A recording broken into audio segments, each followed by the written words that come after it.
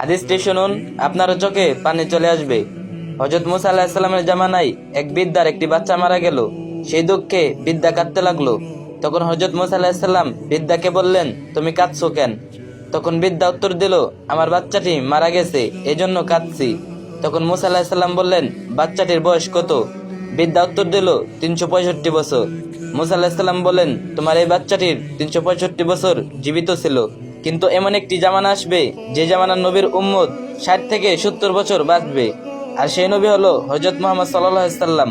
তখন বৃদ্ধা অবাক হয়ে বলল, তারা কি বালেগ হবে? মুসা আলাইহিস সালাম উত্তরে বললেন, হ্যাঁ, তারা বালেগ হবে।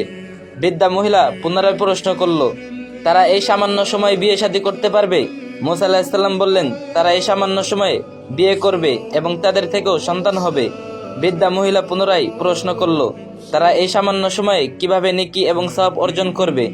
তখন হযরত মুসা আলাইহিস সালাম বললেন, তারা এই সামান্য সময়ে এত নেকি অর্জন করবে যে তাদের নেকি যদি আমাদের নেকির উপর রাখা হয় তাহলে আমাদের নেকির কোনো নিশানাও থাকবে না, শুধু তাদের নেকি দেখা যাবে। কারণ উম্মতে মুহাম্মাদীকে আল্লাহ তাআলা এমন একটি মাস দিবেন যে মাসের নাম রমজান মাস, যে মাসে একদিন ইবাদত করলে 83 বছরের সওয়াব তার আমলনামায় লেখা হবে।